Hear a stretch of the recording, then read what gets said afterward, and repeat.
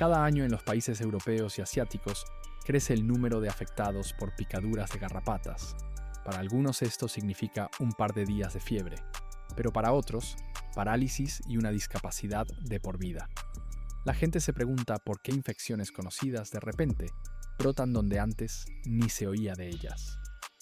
En este video discutiremos de qué manera la humanidad misma ayudó a las garrapatas y a los peligrosos virus a esparcirse por los bosques, granjas y ciudades de todo el continente euroasiático. La garrapata no es un simple insecto cualquiera en la hierba, sino un parásito especializado con un ciclo de vida de varios años. En cada etapa de su desarrollo necesita una nueva víctima. La larva ataca a pequeños roedores, la ninfa elige aves o pequeños animales, y el ejemplar adulto busca un animal grande o a un ser humano. Junto con la sangre que bebe, el parásito recibe y transmite los agentes causantes de enfermedades, capaces de circular de forma encubierta en la naturaleza durante décadas. Durante mucho tiempo los médicos consideraron la picadura de garrapata solo como una molestia doméstica desafortunada, dolorosa, pero no letal. La humanidad temía mucho más a la peste, el cólera, la malaria y otras epidemias evidentes. Sin embargo, con el progreso de la medicina infecciosa, se reveló una extraña coincidencia. En las zonas boscosas de diversos países de Europa y Asia, constantemente surgían brotes de enfermedades del sistema nervioso en personas que tenían contacto con la naturaleza. Con el tiempo los científicos se dieron cuenta de que se enfrentaban a todo un grupo de infecciones de foco natural. Este término se usa para designar enfermedades que viven durante años en un ecosistema silvestre entre animales y parásitos, sin afectar prácticamente a los humanos. En las garrapatas se descubrió todo un arsenal de sorpresas: el virus de la encefalitis transmitida por garrapatas, diversas bacterias que provocan fiebres graves y la destrucción de las articulaciones. Al mismo tiempo, los propios parásitos estuvieron durante siglos estrictamente ligados a sus zonas naturales nativas. Algunas especies vivían en los bosques húmedos del oeste del continente, otras habitaban la taiga, y unas terceras preferían las estepas y montañas. Los límites de su hábitat estaban definidos por el clima, la flora y la presencia de huéspedes salvajes, roedores, aves y ungulados. En algunas regiones se formaron focos de infección antiguos y estables, mientras que en otras casi no se temía a esas mismas garrapatas. La situación comenzó a cambiar cuando la gente conectó regiones remotas con una densa red de caminos y se dedicó al transporte masivo de animales. Para las necesidades de las fincas de caza, reservas naturales y granjeros, se transportaron de unos países a otros ciervos, corzos, jabalíes, ovejas y vacas. Nadie los examinaba en busca de parásitos, pues se creía que bastaba con quitar la garrapata simplemente con los dedos. En realidad, junto con estas cargas, viajaban por el continente nuevos conjuntos de parásitos y agentes virales. Un animal que había crecido en una zona de foco activo de encefalitis podía no mostrar ningún síntoma. Sin embargo, su piel ya servía de comedor para los chupasangre infectados. Al trasladar a un animal a miles de kilómetros, la gente también transportaba a pasajeros clandestinos e inadvertidos. Luego funcionaba una lógica elemental. En el nuevo lugar, a los recién llegados se les proporcionaban condiciones de invernadero, protección, alimento y la prohibición de la caza. Rápidamente se adueñaban del espacio, interactuaban con la fauna local y se acercaban a las tierras de cultivo. Las garrapatas tampoco se quedaban de patas cruzadas, se pasaban de los nuevos huéspedes a los antiguos, introduciendo en el ecosistema infecciones ajenas a esa localidad. Un par de años después, en esos puntos se formaba un foco natural en toda regla. Los topillos y pequeños depredadores locales se convertían en portadores intermedios, y las garrapatas jóvenes completaban todo su ciclo de maduración ya en esa tierra. Para los residentes locales, esto parecía un ataque repentino, aunque la verdadera causa se encontraba en una decisión antigua de traer aquí ganado salvaje o doméstico desde el otro extremo de Eurasia. Un papel especial lo desempeñan las aves migratorias, que conectan el sur con el norte y el oeste con el este del continente. En primavera y otoño, millones de aves surcan los cielos sobre bosques, campos y costas. En sus cuerpos a menudo se esconden larvas y ninfas de garrapatas, tan diminutas que ni un ornitólogo experimentado podría verlas. Estos parásitos sobreviven al vuelo sin problemas y aterrizan en una región completamente nueva. El ave aterriza para descansar en una franja forestal, en un parque de la ciudad o al borde de un campo de cultivo. La garrapata se arrastra hacia la primera víctima que encuentra, que puede ser un ratón, un erizo, una ardilla, un gato, un perro o un humano. Si dentro del parásito ya hay un virus o una bacteria de un foco lejano, a partir de ese segundo, empieza a actuar en el ecosistema un agente infeccioso ajeno.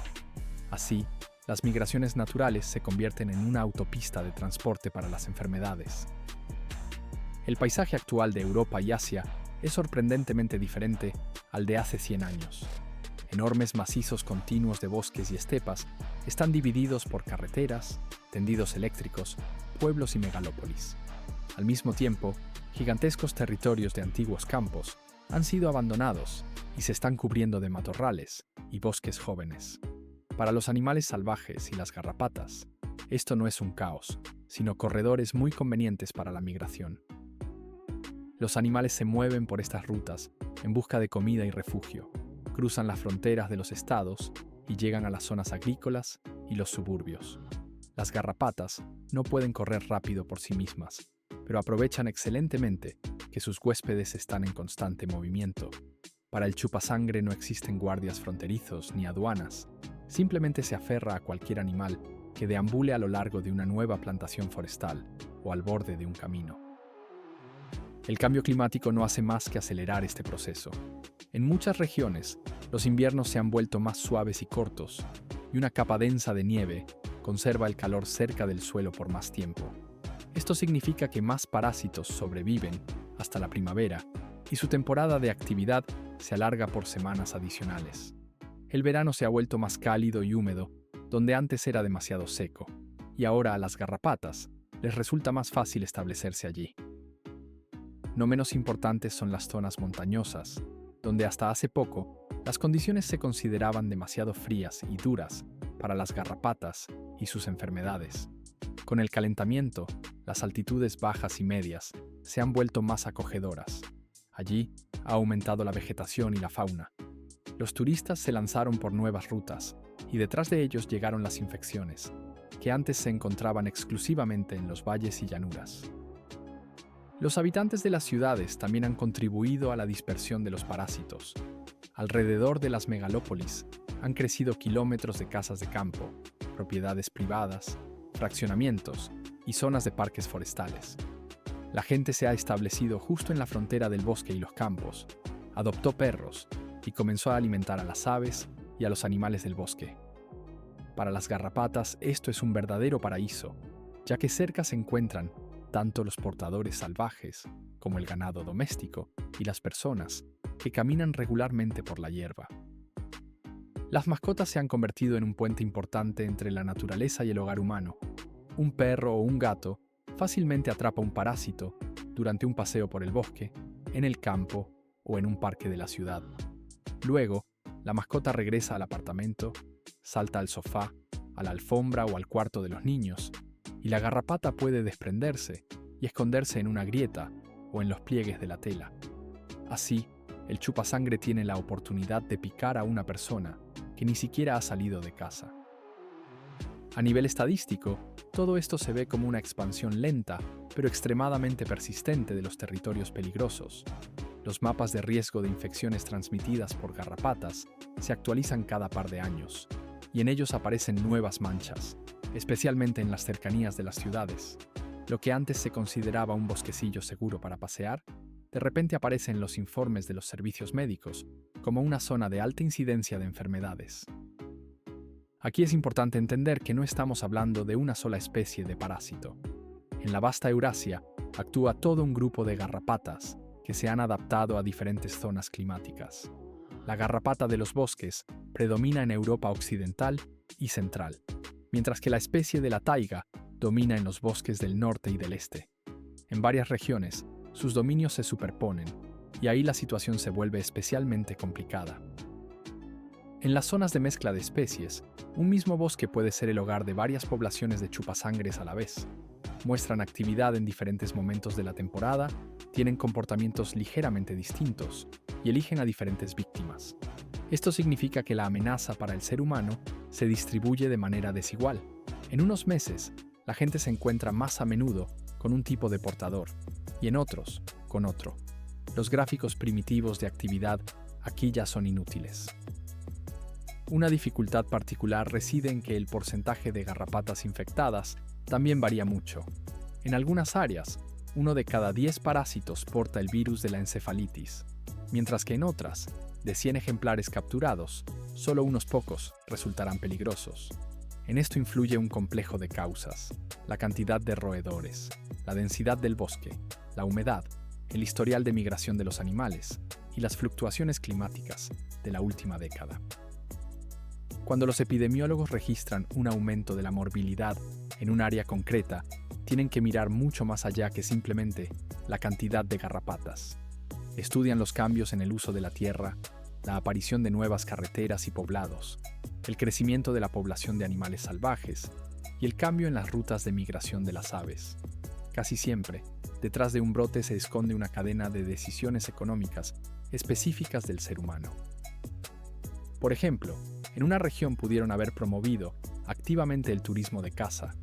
Para ello, trajeron varios cientos de ciervos de un país vecino, donde desde hace tiempo se conocen focos de encefalitis. Los animales fueron liberados en los cotos, se reprodujeron y se acercaron a los campos de cultivo y senderos forestales por los que caminan los habitantes locales. Un par de años después, en este lugar se formó un nuevo foco, aunque antes no se habían registrado casos similares. En otra localidad, las autoridades apostaron por el desarrollo del turismo ecológico, trazaron rutas de senderismo a través de espesuras salvajes, promocionaron las caminatas y construyeron pequeñas bases turísticas. El macizo forestal, que antes solo era visitado por guardabosques y cazadores, se volvió accesible para miles de habitantes de la ciudad. Sin embargo, nadie pensó que junto con el flujo de personas, las estadísticas de picaduras también aumentarían drásticamente. A veces, el nacimiento de nuevos focos no se debe a una actividad intensa, sino, por el contrario, al abandono de la misma. Donde durante décadas se araban los campos, la gente se fue y la tierra comenzó a cubrirse de maleza.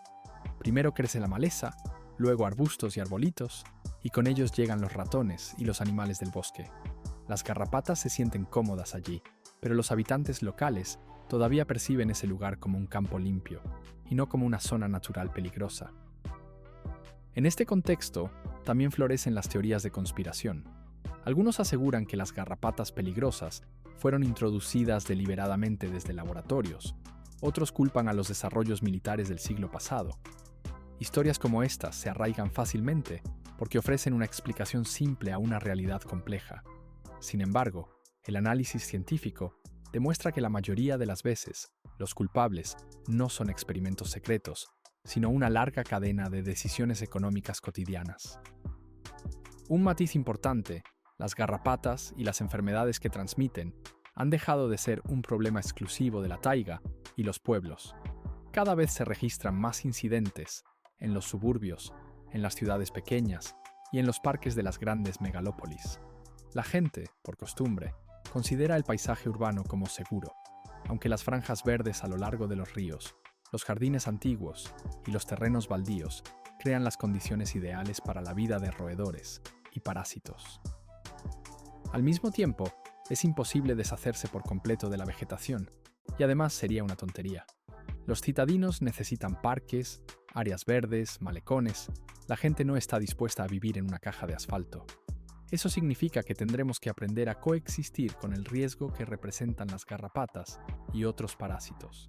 Y cuanto mejor entendamos sus vías de dispersión, más fácil será elegir medidas de protección adecuadas en lugar del pánico o la indiferencia. Una de las lecciones clave de esta historia es que a las infecciones transmitidas por garrapatas les importan un bledo las fronteras administrativas.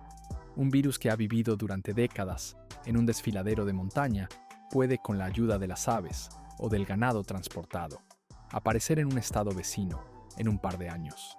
Los países pueden llevar sus registros de manera diferente, Pero para el parásito en sí, no hay ninguna diferencia a qué bandera pertenezca uno u otro bosque. Esto significa que la guerra contra las enfermedades transmitidas por garrapatas no puede ser una tarea puramente local. Incluso si un país vacuna activamente a los habitantes de las zonas de riesgo e informa a la población, el país vecino puede tomarse el problema con mucha más calma. La gente viajará de vacaciones, los animales seguirán migrando y las garrapatas y sus patógenos cruzarán nuevas fronteras. En tal situación, los mapas de riesgo internacionales y el intercambio de datos adquieren una importancia especial. Científicos y estaciones sanitarias y epidemiológicas de diferentes países recopilan información sobre los enfermos, sobre la infección de los parásitos y sobre la dinámica de la población de animales. Esto permite ver no solo los pequeños focos, sino también las tendencias globales, por ejemplo, el desplazamiento de las zonas de riesgo hacia el norte o más arriba en las montañas a medida que el clima se calienta, con LIMI. Sin embargo, ni siquiera los mapas más detallados anulan las reglas elementales de comportamiento en la naturaleza. La mayoría de las personas sufren una picadura de garrapata no durante expediciones extremas, sino durante simples paseos, picnics, al desmalezar los canteros o en viajes a la casa de campo. El hábito de revisar la ropa y el cuerpo después de una caminata por la hierba, usar repelentes y ropa que cubra el cuerpo, ya reduce significativamente la probabilidad de entrar en las tristes estadísticas. Es de suma importancia la educación de niños y adolescentes, que a menudo corren por la hierba, juegan entre los arbustos y no piensan en los parásitos. Si desde pequeños se les explica que la garrapata no es un monstruo de cuento de hadas, sino una amenaza muy real para la que uno puede prepararse, cambia el comportamiento de toda una generación. Entonces, la protección deja de ser una obligación impuesta y se convierte en un hábito automático, como abrocharse el cinturón de seguridad en el coche. Los países que se han dado cuenta a tiempo de la magnitud del problema apuestan no solo por el tratamiento, sino también por la información. En las zonas de alto riesgo se instalan carteles claros donde se muestra cómo vestirse adecuadamente, cómo extraer un parásito y cuándo correr al médico. Las escuelas y los clubes de turismo realizan breves sesiones informativas, en lugar de limitarse a papeles formales. Esto no elimina la amenaza, pero reduce el porcentaje de desenlaces graves. Donde el problema fue silenciado durante mucho tiempo, el sistema funciona mucho peor. La gente no está vacunada, los médicos locales no siempre reconocen los síntomas a tiempo, y los servicios sanitarios no logran actualizar los mapas de amenazas. En tales casos, incluso un ligero calentamiento del clima y un par de temporadas desafortunadas pueden provocar un repunte de enfermedades, que parece una catástrofe inesperada. En el contexto de noticias globales como las pandemias y los nuevos virus, el tema de las garrapatas es fácil de relegar a un segundo plano. Parece que es una pequeña molestia estacional, asociada con el bosque y el huerto. Pero la realidad es que las infecciones transmitidas por garrapatas afectan de manera estable la salud y el bolsillo de muchos países, obligándolos a gastar recursos en tratamiento, vacunas y medidas sanitarias. Es una amenaza silenciosa, pero muy persistente. También es significativo que las garrapatas no se han quedado estancadas en su desarrollo desde el punto de vista biológico. Bajo la presión de los cambios climáticos y la intervención humana, sus poblaciones también están cambiando. En algunos lugares, aumenta el porcentaje de individuos activos a temperaturas más bajas. En otros sobreviven linajes que toleran mejor la sequía. Esto significa que los plazos calendáricos habituales de peligro se están desvaneciendo gradualmente. Junto con el clima, también cambia la composición de los huéspedes de las garrapatas. En algunas regiones hay más ciervos y corzos, en otras aumenta la población de jabalíes, y en terceras, cerca de los humanos, se asientan nuevas especies de aves y roedores. Cada uno de estos cambios corrige ligeramente el esquema de circulación de la infección y, en conjunto, esto produce un cambio notable en tan solo una generación humana. Si reducimos todo a un común denominador, obtenemos una fórmula simple pero desagradable. Los humanos remodelaron el paisaje, conectaron regiones lejanas con transporte, reubicaron animales y calentaron el clima. Las garrapatas y sus pasajeros se aprovecharon de esto para expandir sus dominios. Como resultado, en el mapa de Europa y Asia han surgido muchas más zonas donde la picadura de un chupasangre ya no es una aventura inofensiva, sino un riesgo serio. No se puede decir que el ser humano esté completamente desarmado. Las vacunas modernas contra varias infecciones transmitidas por garrapatas han demostrado su utilidad, especialmente para los residentes locales y los turistas en zonas de riesgo. Las vacunaciones regulares, una visita oportuna al médico después de una picadura, un diagnóstico y una terapia competentes ya salvan miles de vidas de consecuencias graves. La única pregunta es si todos los que caminan bajo esta espada de Damocles utilizan esta protección. Esta historia demuestra claramente cómo un pequeño parásito puede revelar las fallas en el sistema de salud y la gestión de la tierra, donde la silvicultura y la política agraria existen de forma aislada de las estadísticas médicas. Las garrapatas obtienen total libertad de maniobra. En cambio, donde los especialistas de diferentes perfiles trabajan en conjunto, es más fácil predecir y contener nuevos brotes. Para el espectador común, la principal conclusión aquí es que la amenaza no debe subestimarse, pero tampoco es inteligente entrar en pánico. La garrapata no te está cazando personalmente, simplemente aprovecha cualquier oportunidad para llegar a la sangre de su próxima víctima. Cuanto más prudentemente se comporte una persona en la naturaleza y cuanto más atenta esté a las señales de su propio cuerpo después de una picadura, menores serán las posibilidades para la enfermedad. A escala continental, la historia de las garrapatas es una especie de crónica de cómo hemos tratado a la naturaleza. Cada nuevo foco de enfermedad nos recuerda un bosque talado, ciervos reubicados, campos abandonados y el crecimiento descontrolado de los suburbios.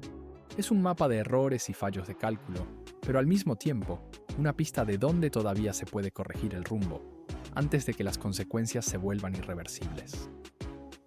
Cada picadura, cada enfermedad detectada, sirve como un recordatorio de que las fronteras entre el medio silvestre y el mundo de los humanos son muy relativas. Cualquier sendero que va de la ciudad a la espesura no es solo una ruta para hacer ejercicio, sino una línea de contacto con todo un sistema de organismos vivos, incluidos los parásitos. Cuanto mejor entendamos esta estructura, más tranquilos y seguros podremos movernos por ella. Escriban en los comentarios si alguna vez han tenido que lidiar con picaduras de garrapatas, si conocen casos de complicaciones graves entre sus conocidos y si su actitud hacia los paseos por el bosque ha cambiado después de tales historias. La experiencia personal de gente de diferentes países ayuda a comprender mejor el panorama real que las cifras secas de los informes. No dejen de suscribirse y dar like. Esto ayudará a promover un tema del que a menudo solo se acuerdan en verano, aunque en realidad concierne a todo el continente.